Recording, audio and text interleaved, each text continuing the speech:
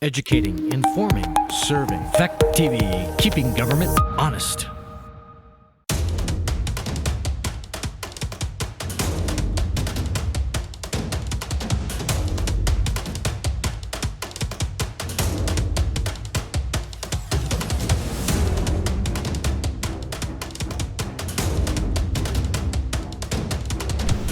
Call 5:31. I'll call the Rockingham School District School Board meeting to order here at the WNESU Central Office, Monday, November 18th. Pledge of Allegiance, led by Margot. I pledge allegiance to the flag of the United States of America and to the republic for which it stands, one nation, under God, indivisible, with liberty and justice for all. Any adjustments to the agenda? We don't count 10 appointments. We do not have any appointments. We did, but we now no longer do. And that's why we were going to, the main purpose of us being here today. This will be it. And under 9A, it's more of a budget discussion rather than discussion and preparation. Okay. Review and approve board minutes for October 7th, 2019. I'll make a motion that we accept the board minutes from October 7th, 2017.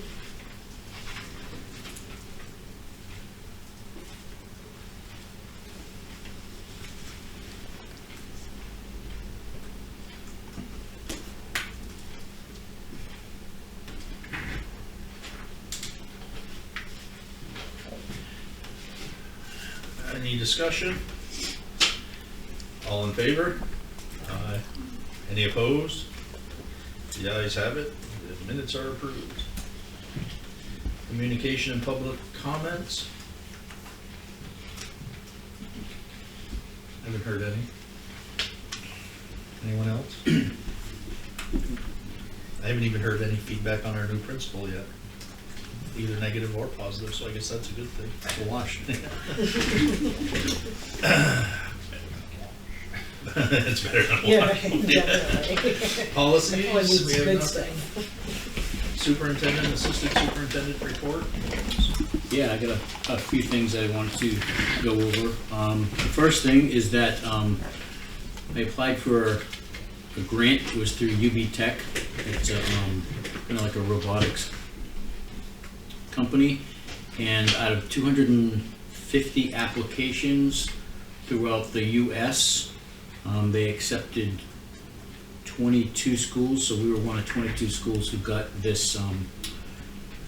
It's a grant that provides grades 3 through 8 robust STEM curriculum supported by robotics and technology. And so what does it mean? It's going to give us an accessible robotics curriculum that grows with students. It came with kits for each grade level.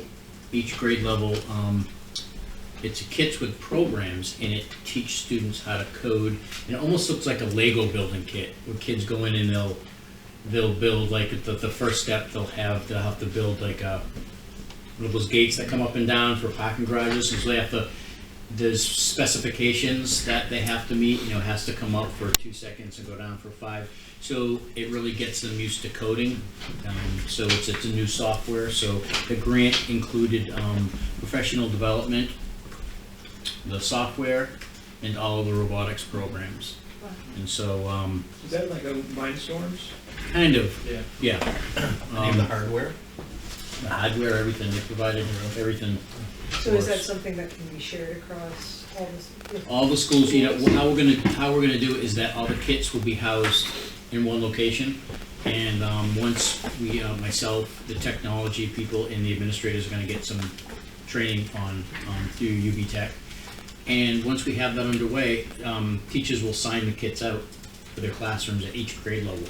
And so it gets more complex as they continue to grow with the program, and it goes up to 8th grade. They're looking to expand the program up till for the high school. They're not there yet, but I'm hoping that when they do, we'll apply for it again and see we got this one, that we'll be able to move with that. So it's a grant that provides us not monetary, but equipment and software and the professional development.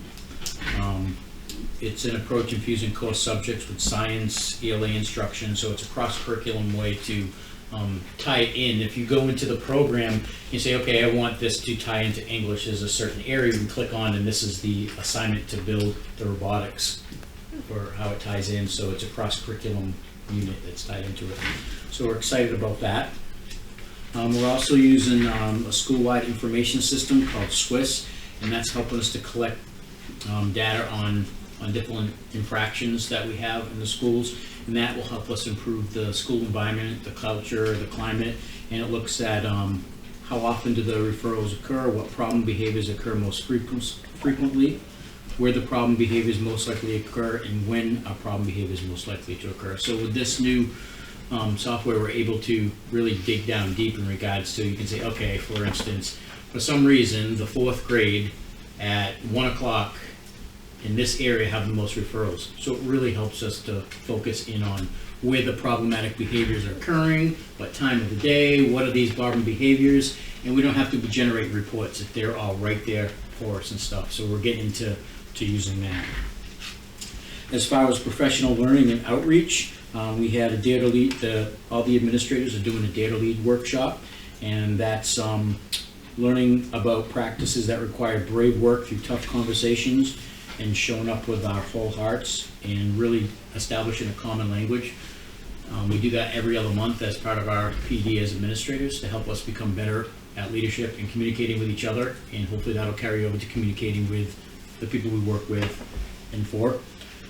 We started also giving that same training to the SU staff.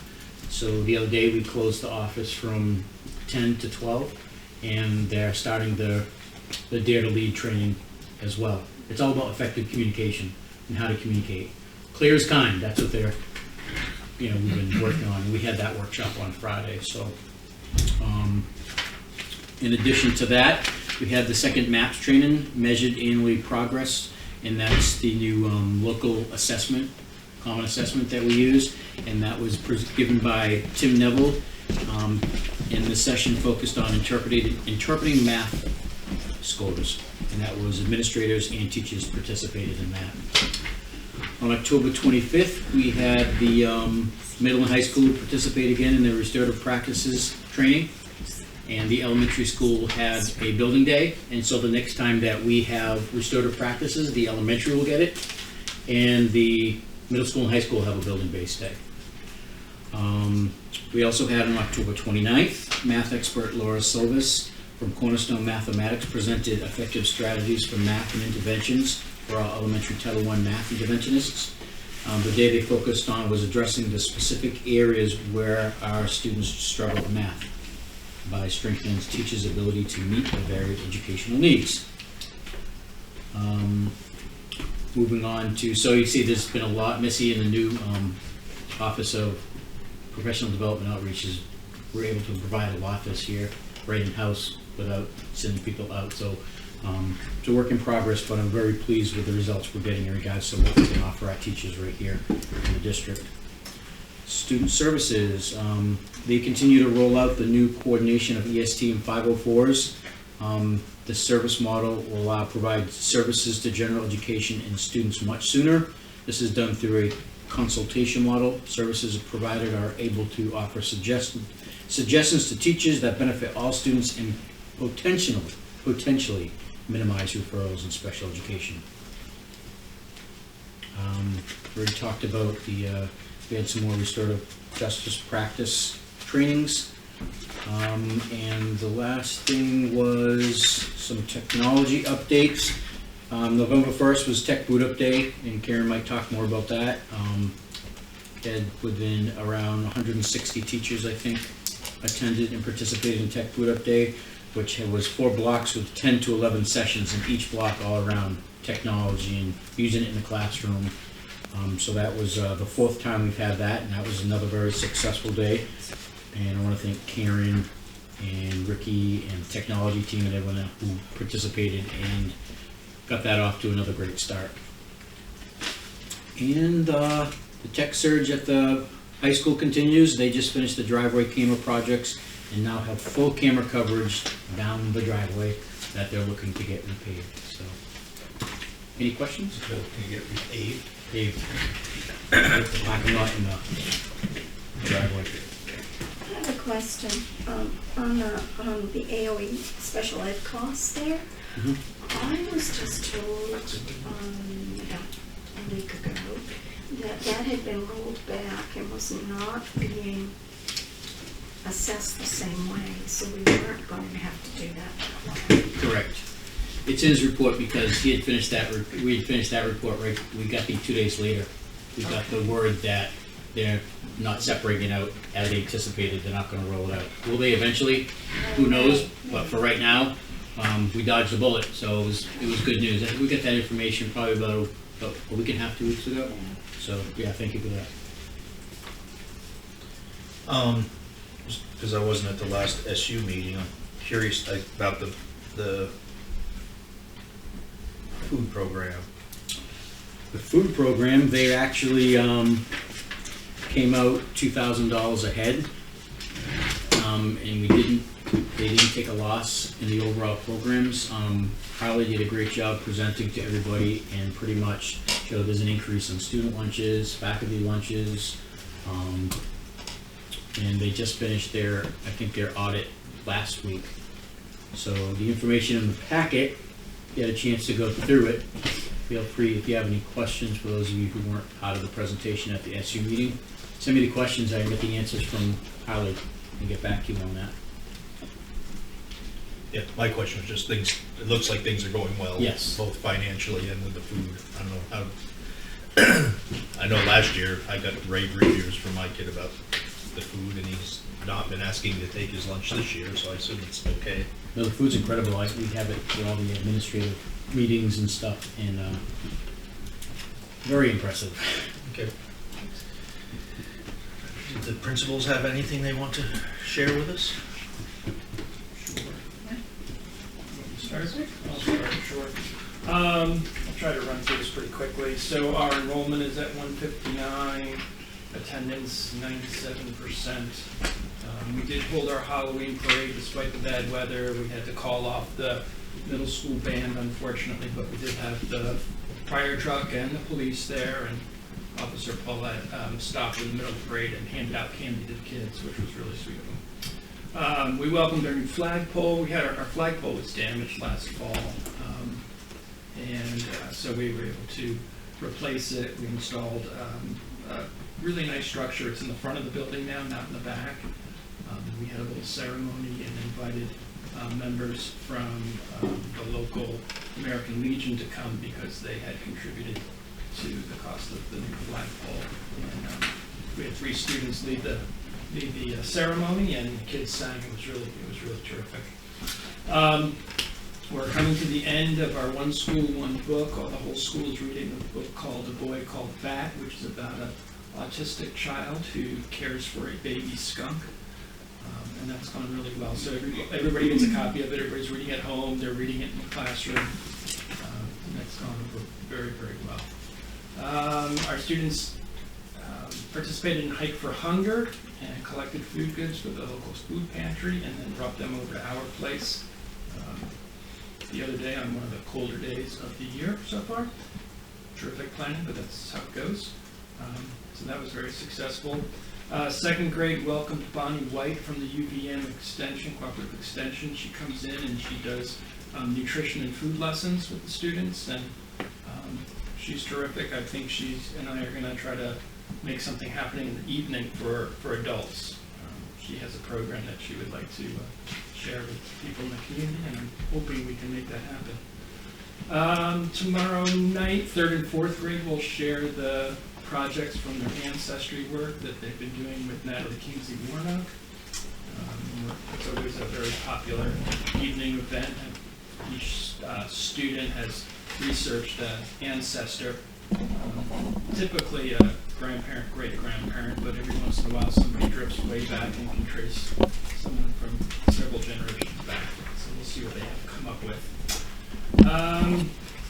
First cross-grade day is next Tuesday, so that's when we mix up the whole school and students work in a smaller group and participate in a number of workshops. They're going to be making apple crisp for the American Legion and for themselves. That will be at least one activity, a couple other activities, and then we're also all going to go down to the Opera House to view Homeward Bound, the old movie with the animals that escaped from the house and run across the country. Figured it was a very entertaining movie that none of these kids would have seen because it's not a Disney film.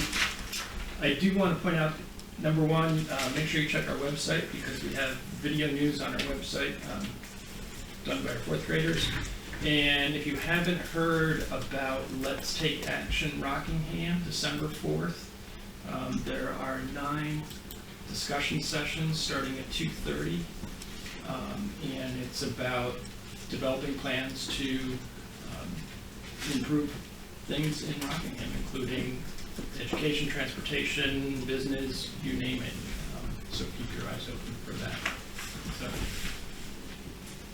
it's being led by the Vermont Council of Rural Development, who were here last week, 2 weeks ago. So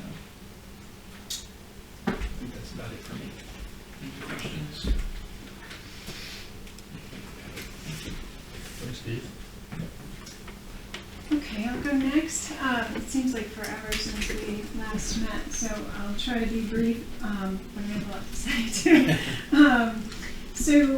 We are at 83 students, and as of Wednesday, we will be up 2 more, so we'll be at 85. Parent conferences, which were way back in October, we had, to date, 90% participation. Teachers continue to extend offers to parents to come in for that last 10%, but 90%.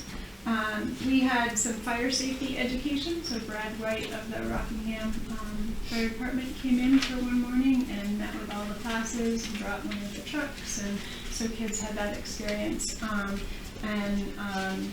Hopefully went home and created a fire safety plan if they didn't already have one. Chris spoke about the MAP training that we did, which was really, really great with Steve, and everyone walked away with some new learning that we've talked about as a whole school, and used that to dig deeper into the assessment data.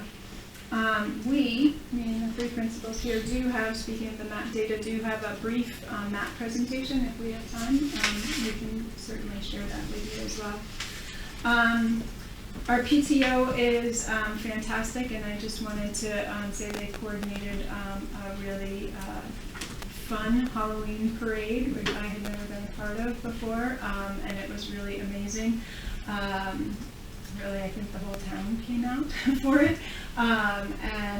Vermont Academy students, under the direction of one of our parents, who was also a teacher there, prepared a couple of soups for families to have after the parade. It was just an incredible community event, so that was great to be a part of that. Winter sports update, working with the PTO on that as well. One of the parents and I will be attending a coordinators program meeting at Okemo on Friday evening. Funny time to have a meeting, isn't it? Friday evening at 5, but such it is. And we'll learn more, but I've been in touch with all of the places that we have gone in the past, and things are really shaping up. So the other thing that working with the PTO around is the week of December 9th, Troy Wonderly's Big Top Adventures will be coming to Saxons River to do a circus residency. Troy hasn't been there in a number of years.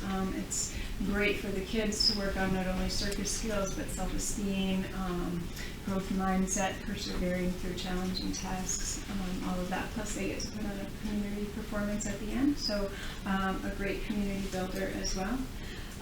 We continue to have building-based school safety meetings and fine-tune our practices, so using some of the resources online, and then I know we're going to have an SU safety meeting on the 20th as well.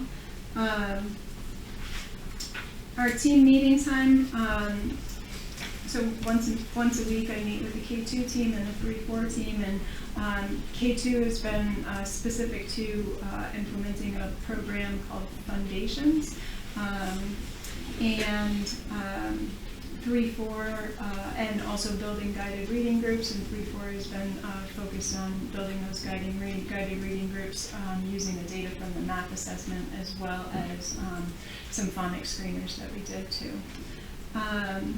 Our student council has been super active as of late. Jamie Douglas coordinates that, and they have been holding spirit days, doing a snack sale to benefit their Boston trip, and they are currently in the process of holding a food drive for our place for Thanksgiving.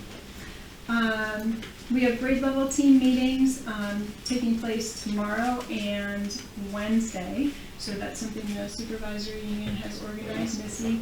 And really the focus of that is to review data, address any issues or concerns, and then as well to discuss best practices. So that'll be a great opportunity for our teachers to get together as grade levels and discuss what they're doing. Let's see, what else do I have here? Our student council also, I forgot to mention, did a Veterans Day presentation. Next year we hope to bring in some local veterans, but this time our student council did a nice job presenting to the whole school community, just to let the students know why we had that Monday off. We felt that that was very important. And then next year we hope to build on that practice. Second graders invited families in for their coffee shop celebration, so they had finished a narrative writing unit and shared their writing with families, which was great, great participation. And all of our grades, we're working with VINS, the Vermont Institute of Natural Science, so that programming has started, so they come down and work with individual teachers to build programming, and then many of our classes will go, 2 of our classes, maybe 3, will go up to VINS in the spring. What else?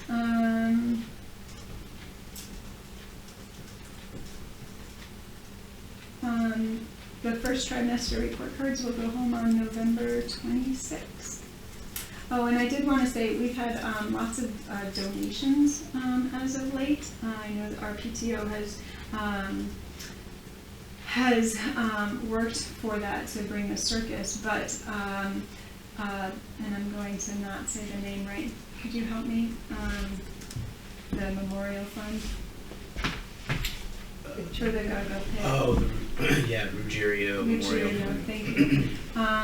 So the Ruggiero family has donated incredibly a Gaga Pit for our playground, and so that was built and installed, and Joe Wells, our PE teacher, has taught kids how to play. And they also purchased a school t-shirt for every student, so it's pretty phenomenal, the community support. Yeah, I feel really lucky and fortunate, and so does their staff and our school community. It's great.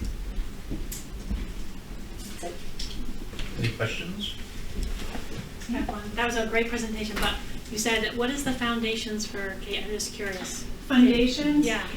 So it's it's like a phonics program. So we were looking at what we had and the components that were in place and what was missing, and there wasn't a program that was in place for K through 2 specifically, where those foundational foundations, that's Yeah. what they, skills are so crucial to develop as a precursor to reading, part of learning to read.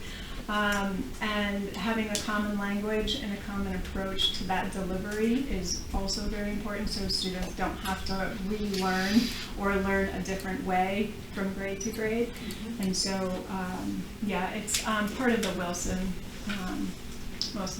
Okay. Yeah, thanks. Mm-hmm. Moving right along. I uploaded my October enrollment summary into the drive. We were at 257 at the end of October. We did have one student one family come to enroll a 5th grader today, but we did have 2 5th graders transfer out. One went to Manhattan and one moved out of state. So it looks like we're going to be down about 256. My note there says that last year on October 31st we were at 251. So we're still up a little bit, and a lot of that is due to the bubble class that came through. Excuse me. Talk about winter sports. I have been in we've had some communication through a third party with Magic Mountain for Sunday ski program, because I did call Okemo after our last meeting, and Okemo will not be continuing a Sunday program. I have tried to call the contact at Magic myself, and I keep getting voicemails, working with Mandy Walsh, etc. And so we're hoping that we're going to have something for the high school and the middle school at Magic Mountain. It sounds like they're interested. I think they were talking something in the range of $50 for 6 to 8 weeks, run very similar to the way the program had been in the past. But again, I don't have any physical paperwork or that, but hopefully that's forthcoming. With that, our PTO has their ski sale on December 7th from 11 to 2. That is their biggest fundraiser of the school year. They usually earn somewhere in the neighborhood of around $3,000, depending on how things go. So we're really hoping we can also have winter sports secured, have that secured by them, the ski program. Basketball season is upon us. We've got 4 basketball teams, starting their practices this week with games forthcoming. As has been talked about, there's been a lot of PD. We were also part of the MAPS PD from October 22nd to 24th.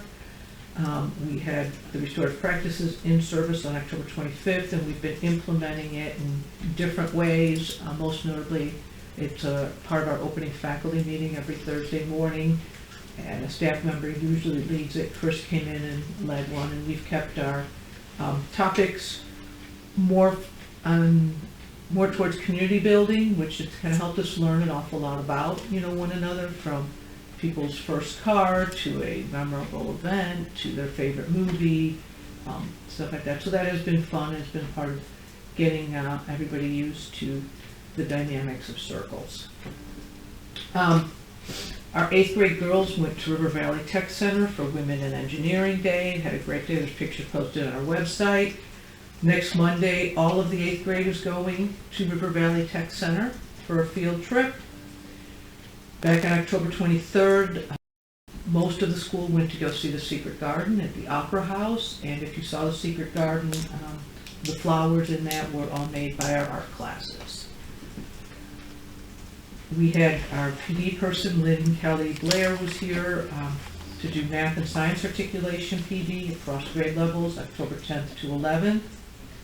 As was mentioned, was Tech Boot Update, November 1st. Keith is also a member of the Tech Committee, and that is something that has grown every year.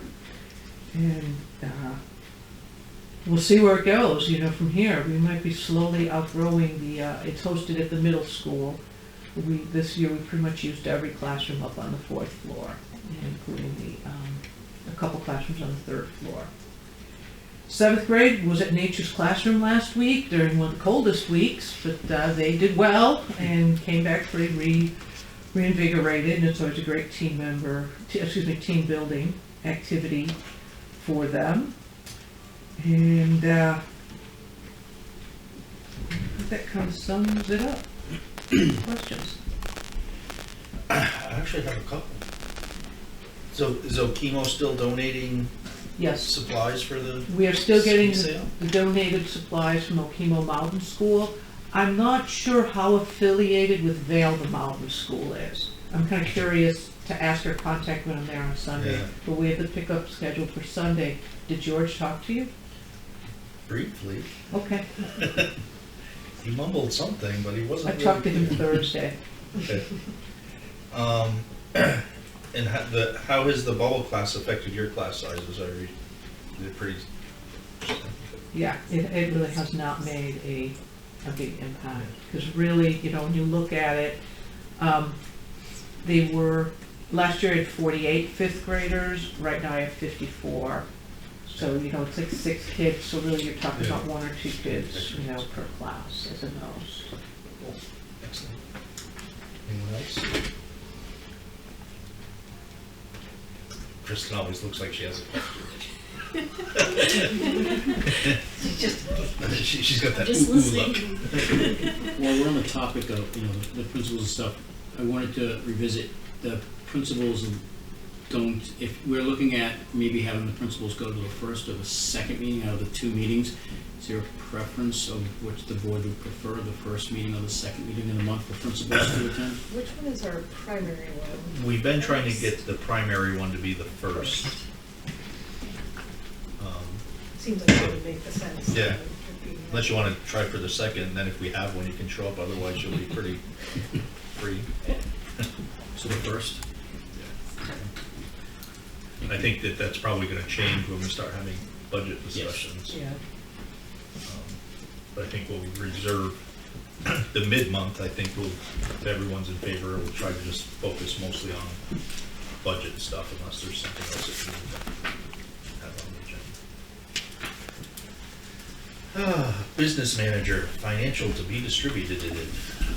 Here is the expenditure report as of 11/8/2019.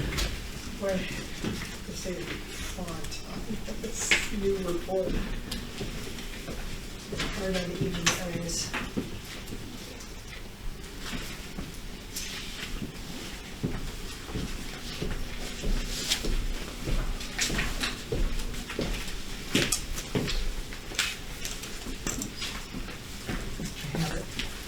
Got it? Those are all of them.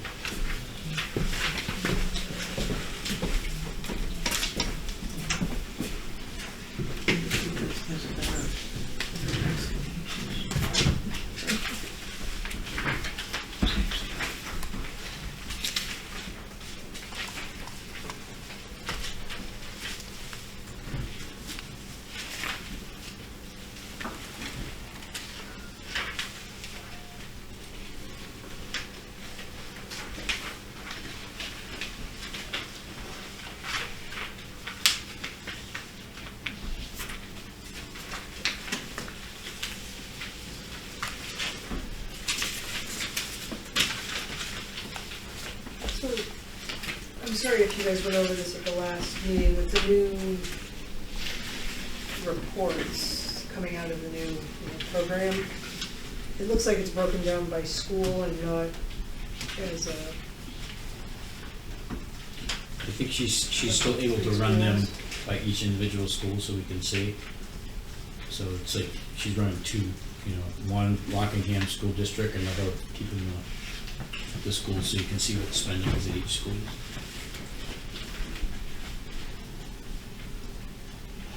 it looks like we don't have a total, am I missing the total Rockingham one? Or these look like just the 3 schools broken out?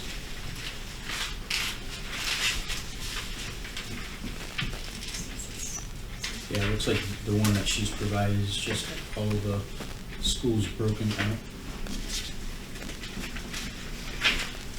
Did Edie have anything in particular that she wanted to point out to us? Not really. I think at this point we're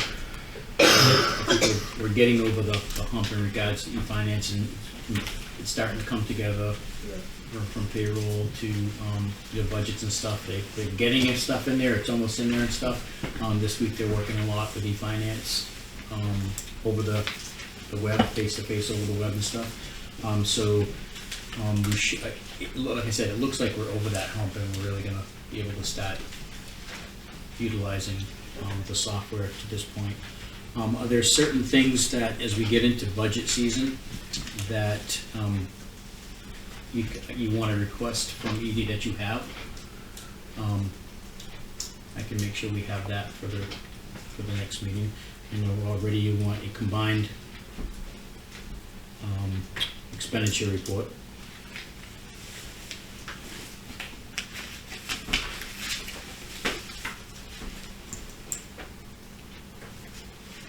Do we? I would like to see Like the a combined summary or a combined? The district, Yeah. yeah.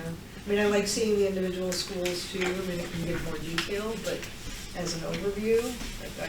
Right, so like a district summary, it's not necessarily this much detail. Right. Okay. I actually kind of like seeing it broken out this way by the school. It's a little easier to navigate. See, are there any like district or SU costs or fees that are spread out across the district that are not broken out into each school, like transportation? I was trying to. I don't believe so.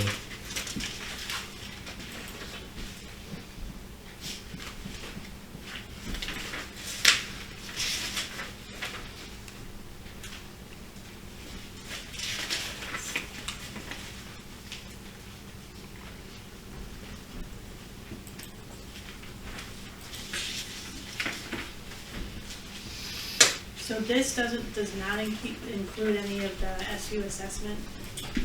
I don't think so. I would think that, I'm not sure when that gets assessed, if it's later on down the road. I don't think it gets assessed monthly.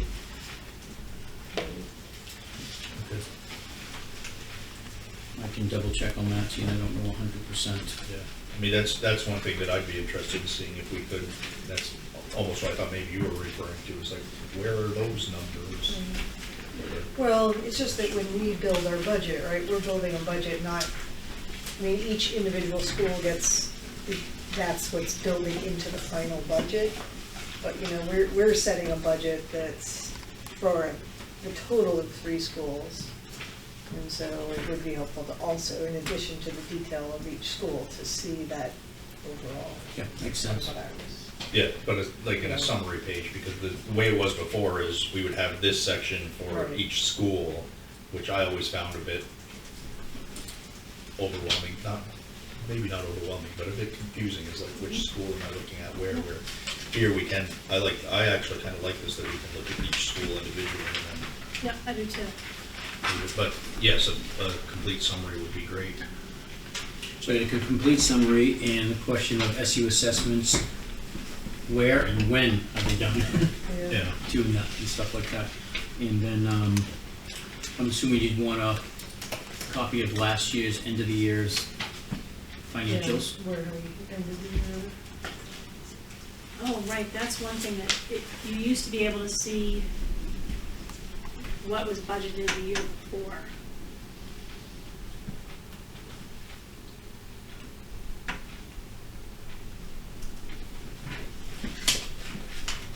Yeah, and I'm sure,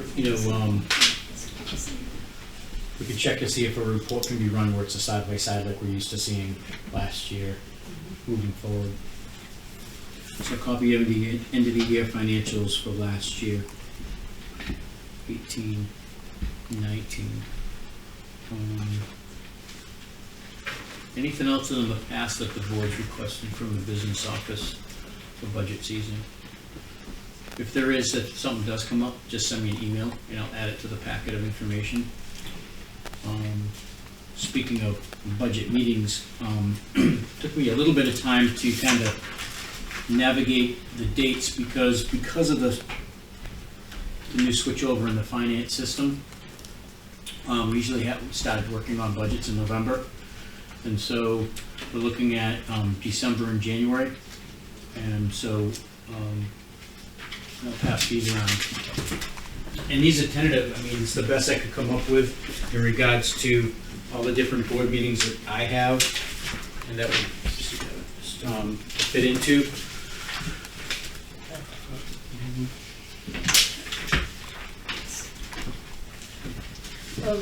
I crossed out the last one where it says SU budget finalized. The SU budget is going to go towards the beginning of December, so we can get that done. So we've built your local budgets. So Chris, I'm wondering about Rockingham's budget meeting, because we are a board that discusses the budget as an entirety. Yep. Whether we need to meet an hour before our regularly scheduled meeting. Or just Yeah, I know last year you guys met during the meeting, Yeah. and that's up to you. I mean, like I said, I'm fine with that. As long as I know when you guys want to meet, we can warn it. I'm comfortable with that. I guess my proposal is that we include the budget discussions as part of our meeting. Yes. 'cause I know it's tough for people to get here at 5:30, so we try to get here any earlier would be tough, so. So the second meeting of the month will devote primarily to the budget with no, you folks can come and visit if you would like, but there will be no report, we won't expect any reports from the business office or teachers or principals unless there's some action we need to take for like an appointment or a new hire or something. For the second one, we'll focus on budget. And then we'll have it as, near the end of the meeting, the first month, and we'll expect that to be a longer meeting. So the meeting time is still 5:30. Meeting time will still be 5:30. So are you going to want to do some budget work at the December 2nd meeting? Yes. Okay. And so, I think if you in the business office, yes? I was questioning the January 16th date because that is a Thursday. yeah, I mean, like I said, I was trying to get, because we're a month behind, trying to get all the dates in there. Like I said, this is just, what's available for dates. I mean, you could But have a our budget normal- meeting without me. It's kind of trying to make it so I could be at all the meetings. But would you still be available at our regular board meeting Mhm. time? Yeah. So we don't have to actually, we can just do it when you normally. Yeah, looking at last year when we did this, you guys just had your board meetings at 5:30. So it during makes the less budget meetings for period. you. So, it does. And so, That's what we like to do for you. much they appreciate it. We're looking at January 6th and then possibly to be determined. The 20th is. The 20th is a vacation days. holiday. It's the holidays, right? That's the problem. Yeah. The That's what why was I all pushed there? it. The Martin Luther King Day is the second, our normal. Second Monday, Oh, not third Monday. Third Monday. Sorry. Our second meeting is. Second meeting is third Monday. Okay. Do you want to just move it to the 27th? I think we have to have them done before then, I think Edie said, because I had some dates going up to the end of, so it kind of took away the last week of December. Can we just put TBA or not? We can see how the budget's coming. Sure. TBA, okay, So December 2nd, 16th, 6th, and the TBA? yeah.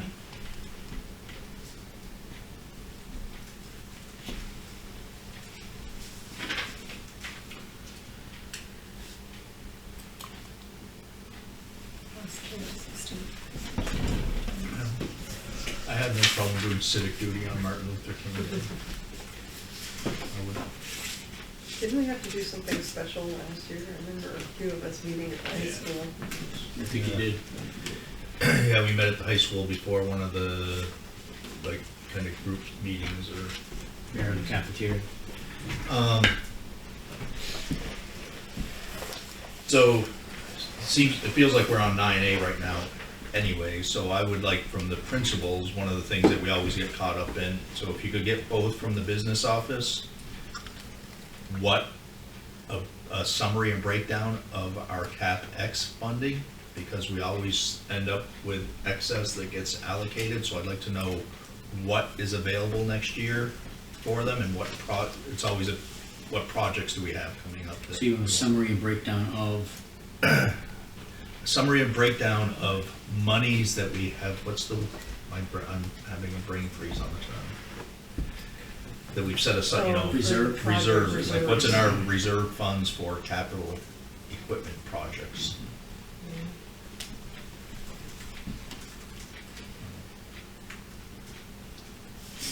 It's one of those things that's always like baffling and confusing as to how much money is where.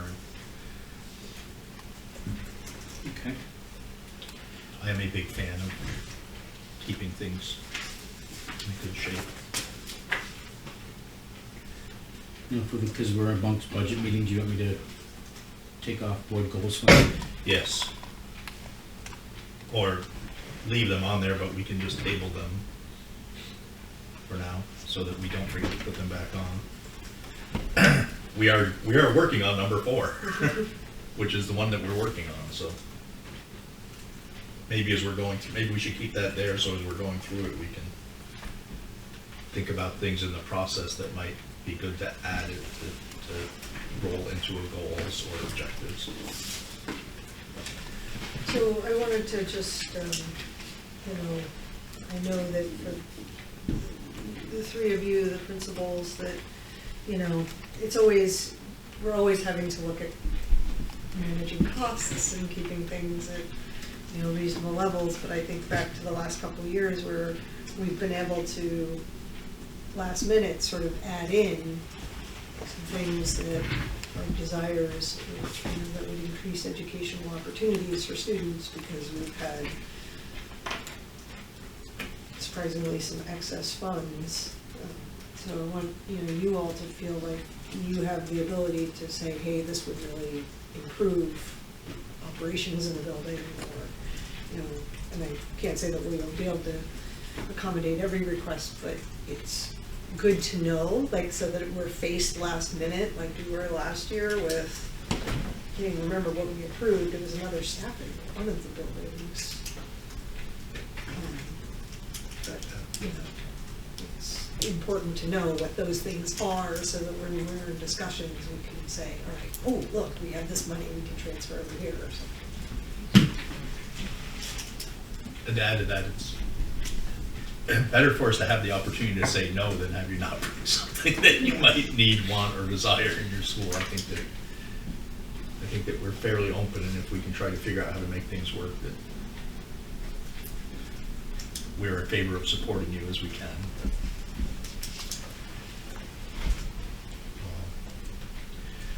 Do we yet have any more budget prep discussion?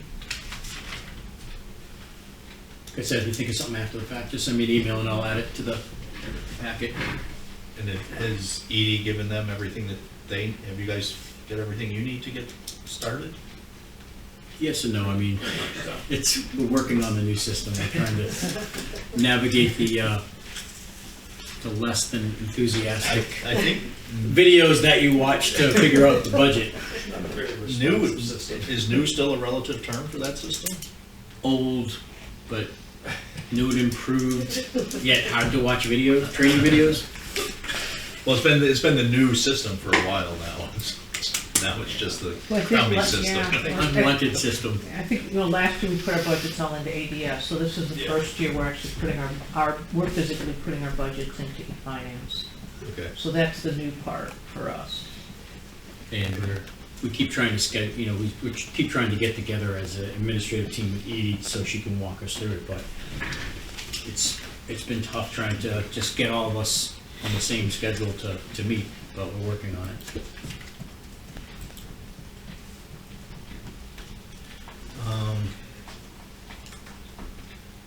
So does anyone who was at the SU board meeting want to give us, those of us who weren't there, an overview of anything that happened? The food presentation really was great. It was very uplifting. The food system that we have seems really, really good. That's what I remember the most about the meeting. And I was hungry while I was watching the presentation. Yeah, that took up most of the meeting, and I think the rest of it was just general discussion, but I think that was the majority of the meeting. We did not have instead of having a presentation on the continuous improvement plan goals, that replaced that. So at the next meeting, myself and the coordinator of restorative practices will be presenting on goal number 2, which is safe and healthy schools, which we'll talk more about all the work we're doing in regards to trauma and restorative practices. So,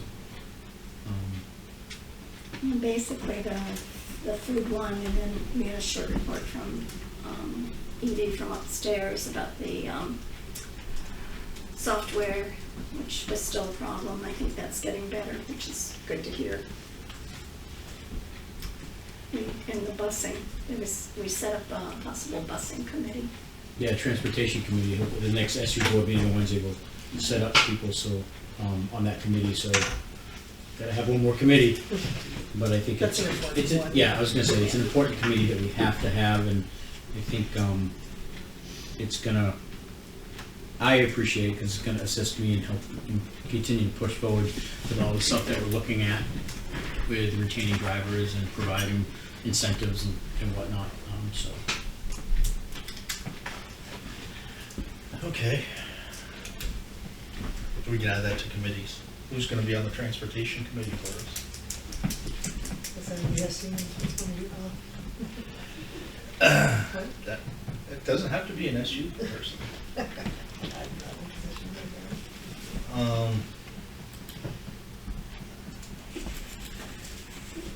There were a couple volunteers that night, and so, and they said it didn't have to be somebody from every board, but, Yeah. so I don't know if you need someone from this one or It'd not. be nice if one of us could, because we are a pretty big chunk, although we aren't necessarily the furthest out in the boonies, but we do have quite a bit of area to cover and a lot of kids that we're moving, so. It's true.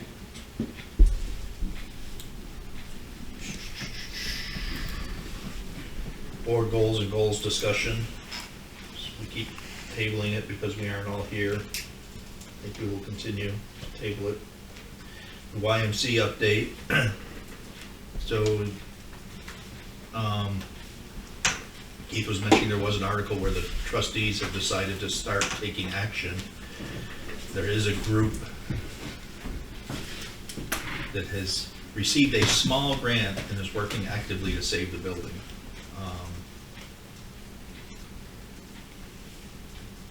But the trustees are still moving until those people can, it said, this article here says it still, until they see some action, they're gonna continue to work on what they need to do to try to make it safe. It sounds like most of the trustees have kind of given up having faith that somebody can fix it. Somebody can, it just, it's gonna be cost money. Program presentation, Middlebury language follow-up. Unless anybody else had something on the YMCA building. We were, I don't know if Priscilla was here, but I think like the rest of us were, because we did put in a request for them to put up the fence and stuff around there because it was becoming a little, we were concerned about the kids. So that's It's a good thing to have. that's kind of how our involvement in it came, is we were kind of just monitoring the situation because of the risk that it was posing to the kids when you're finding slate in the middle of the road. Yeah, it's pretty close to the playground too. Yeah.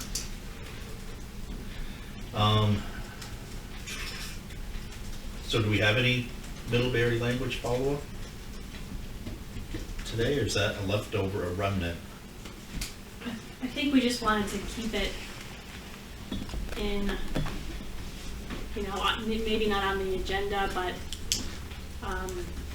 during the budget process.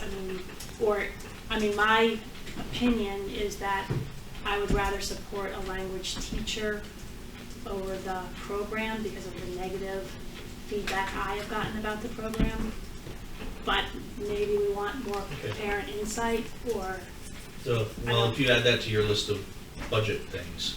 Okay, so I don't know if we need another presentation, I just... Okay. Yeah, it's very hard to learn a language just from a tape. It's much better to have your interaction because then you have, the correction right there, and then rather than learning it wrong. Sure, and, as I said, our intent was never for the language acquisition. It was to introduce, the culture and some of the different pieces, etc. We certainly never thought that a student would walk out, speaking the language. We were using it, roughly 2 times a week as well. And I would, support a full-time, language teacher. We would insert that into the unified arts. But I think, Margot, Rick, you were on the board at the time, and... We were not able to find anything. This was Right.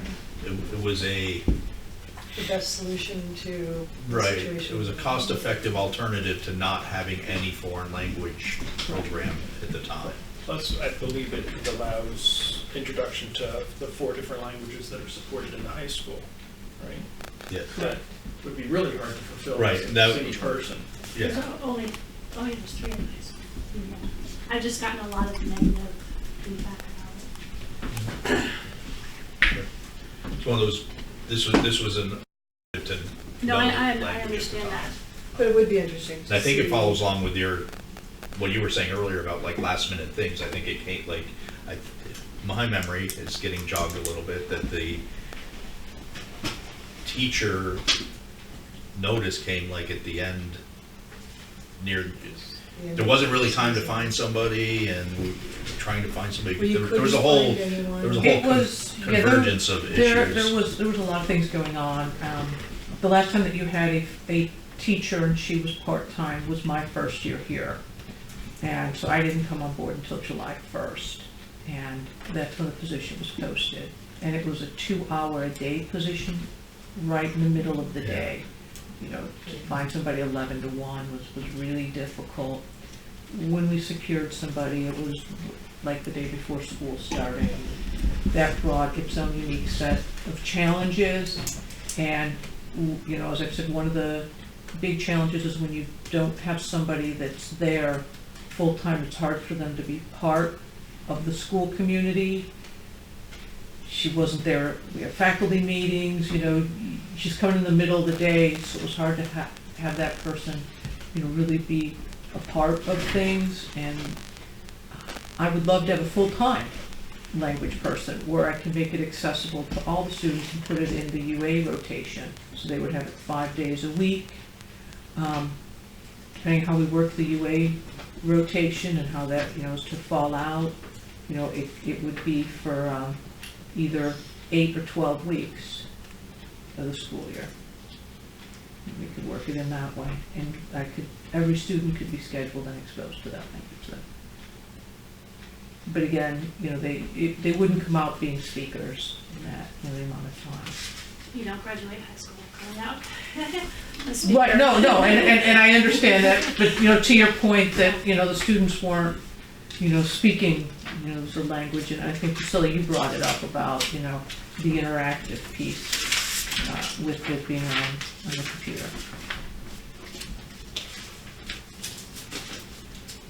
Yeah, it's hard, like you said, with just being, you know, with it being middle school and wanting to have some kind of a program for them. Correct. Whereas, you know, because it's costly for a full-time teacher, but you'd like to have something to prepare them for high school so that they're really interested in languages so that they can further that. Right. So it is a difficult compromise. One, I hope that we pursue, because I know a lot of the other area middle schools close by to us have a teacher, a language teacher. Right, and it would be much easier to find a full-time person, and if we were able to secure it in the budget, I could be advertising in the spring. You know, that would give me a much larger pool of candidates versus that first year, you know, July 1, and it being a 2-hour-a-day position.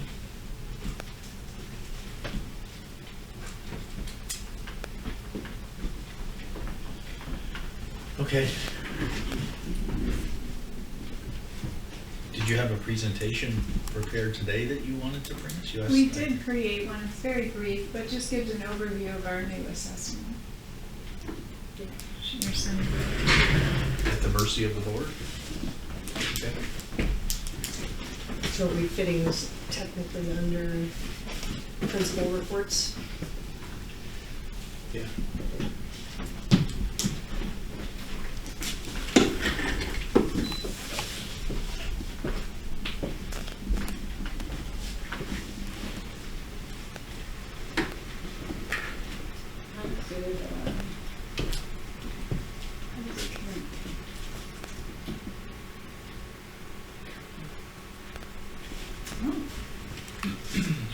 Once that comes up, take that number in.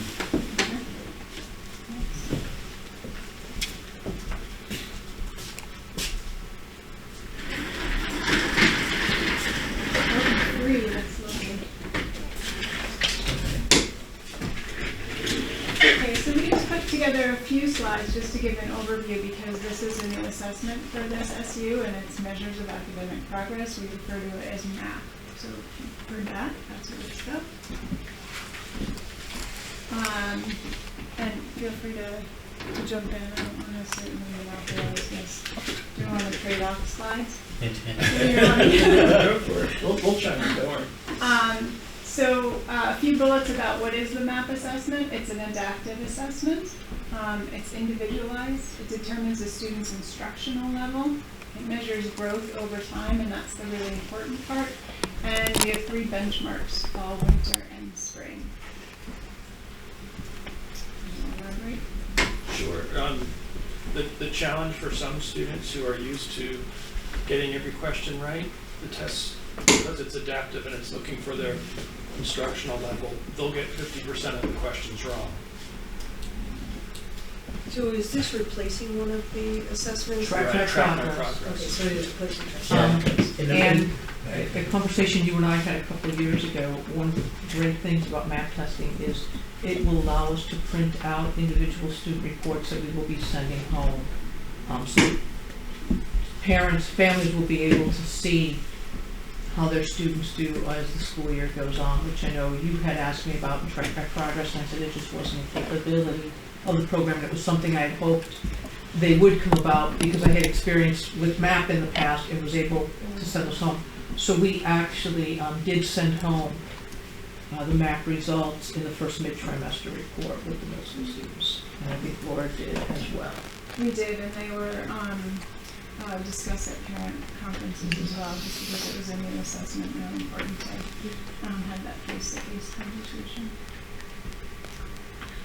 So what is assessed? It's aligned with the Common Core. So specific to reading in kindergarten through grade 2, you can see literature and informational text, vocabulary, use and functions, language and writing, and foundational skills. The foundational skills connect directly to what we were talking about before. And then grades 3 through 8, you can read. So I don't need to read all those to you, but it is very much aligned with Common Core. And then specific to math, same thing, K through 8, looking at operations and algebraic thinking, number and operations, measurement and data, and geometry. So again, aligned with the standards that we're assessing on a regular basis. And keep going. So there's some important things to keep in mind because we're going to share a little bit of the overall, very general data with you. This is the first time our students took the MAP assessment. And as Keith mentioned before, the assessment itself is adaptive, so students will encounter questions they may not know the answer to. In fact, Keith had mentioned 50%. They just haven't received instruction on that to the type and the level of questioning. And that's very purposeful. So the test is just trying to find the balance, the 50th percent the whole time that they're taking it. And they only have, approximately 50 questions to do that in. So, and the data that you're about to see is baseline data. It's a starting point for instruction and intervention. And really important to keep in mind, growth over time is our focus. So when we did this assessment in the fall, again, the first time, it provides us with immediate information on what we can then do to tailor instruction to meet individuals' needs. We're, really stressing that growth piece. So a student, you might have a student that starts here and another student that starts higher up. We're looking to see where those students grow individually, not where the group as a class grows. Certainly we want to look at the individual students and we want to be able to use that to drive our instruction. So right now, as Laura said, all we have is baseline data. In the winter, we're going to have some data to show where are our students growing.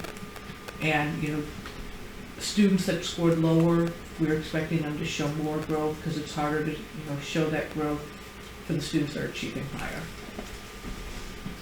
The other thing, in addition to that, when the slide that shared the different things that were measured in reading and math, teachers can also use that information. So if you know as the class as a whole is low in one area or really strong in one area, they can adjust and fine tune their tier 1 instruction for that. But the real focus individual as well. So the next few slides are data. So here's Saxon's River, and what we decided to share as a Rockingham principal team was percent of students at or above the 50th percentile with regard to reading and math. So you can see the percentages of kids performing at or above the 50th percentile in reading and math at the different grades. What is the group that is the 50th percentile within your class or a state average? No, it's national. It's national. Yeah, so it's millions of, how many did they say? It's a total population of about 10 million. Yeah. And then you can divide it out by 13 to figure out how many per grade that would be. Yeah, no, but that was... Strong second grade. Yeah, and data is always specific to different cohorts, especially when we share it out this way, and represents a range of students within the classroom. So this is just a snapshot and looking at students at that 50th or above. The most interesting will be the next reporting period. Central? Anything specific there? Pretty typical for the start of the year. I mean, if I took, track my progress, first test over the last couple of years and compare it to this, it would be right in line in terms of the percentages. When did they take this test? September. In September. They'll take it again in January and then again in May. How long does it take to take the test? Depends. Depends if they go too quickly, a little sloth pops up and tells them to slow down. Some, the average is like 45 minutes. Some students take a little bit longer. Some students take a little bit less. Yeah, the younger kids, I would say, an average of like 20, 30 minutes. But The design for older- 45 minutes is yeah. time. We schedule an 88-minute testing block where everybody tests. So one day they'll do math and one day they'll do reading. So when they get settled in, get logged on, there's plenty of time, and our average kid takes roughly an hour. And then middle school.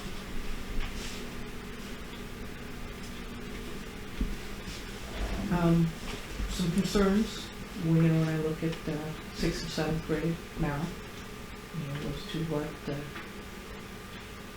may be happening or not happening there, and some discussions that we had when we had our training with Lynn Kelly Blair across the board with the math.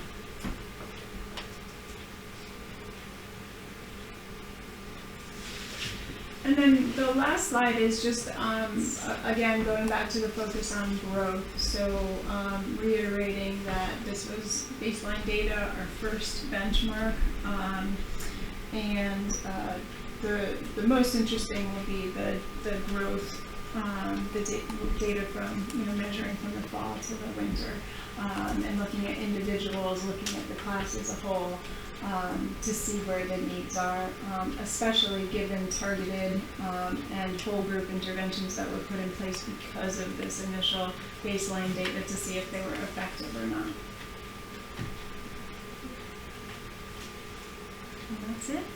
Great, thank you for putting this together. Yeah, this was really, really helpful. Do you like it better than track my progress? I did squeeze that into another.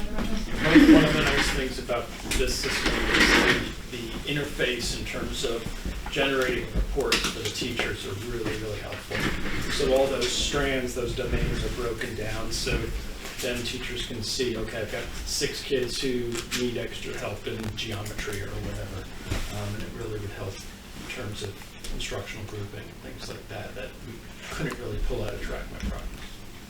And there's a direct connection to the Common Core, so some of the reports that you can generate are very specific to the Common Core and really target which standards individuals need more work on. And the other thing is that the company behind this has also been connected with the SBAC people. And so they've developed tables in which we can take our scores that we just had, which we just shared, and predict what they'll get on the SBAC. So we can track that each time. So in the winter scores, we can go back to the winter charts and say, okay, now this child has a 60% chance of scoring a level 3 on the SBAC. So that all that data is behind there. It's always nice to have a system that teachers and educators look at. It's not just an assessment, it's a teaching tool. You know, that's what you want out of any good assessment. It should be covering both. I think freshmen or sophomores taking it to high school level, or just freshmen, and it also has an ACT indicator as well. So even for my students, you know, let's say the ACT probability and the SBAC probability, which is a nice feature, but it also gives us what's known as a Lexile score, which is a reading level for students. So we didn't get that from Track My Progress, so it's really nice, you know, teachers can say, oh, the average Lexile score for this class is this, and so it really helps them tailor their instruction a lot more, because you don't want to be teaching too high above, but you want to be able to challenge them, but you also don't want to be teaching below the Lexile level. So. There was a lot of good conversation about that at the high school level during the training that we had, you know, answering those questions, so. I know this is beyond the scope of this board, and you have, but I think freshmen did take it this year, and then. Yes, freshmen took it this year, Will it and then move next up year with them? sophomores will take it. Because it was the first year, we figured they'll be Yeah, so used to that taking it class ninth grade, so will- that class will move through, and then ninth and 10th, so, yeah. That was the progression we looked at it, rather than throwing it all out there at once. Because they don't take it again in 11th grade, so, I mean, they could, but by then you're working on other things.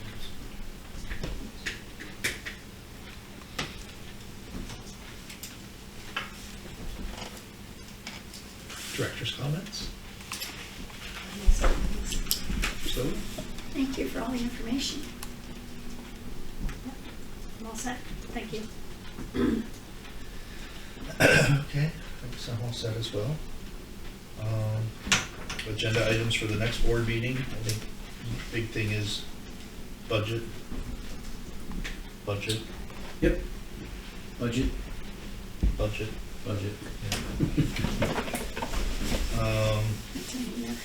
That will be December 2nd, and since we're gonna do budget stuff, I think for the next several weeks, I prefer just to have the meetings here, that way it's easier for Edie to be available if she can, unless anyone has any objections to that.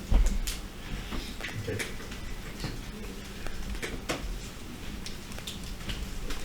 Then, unless anyone has any objections, I'm going to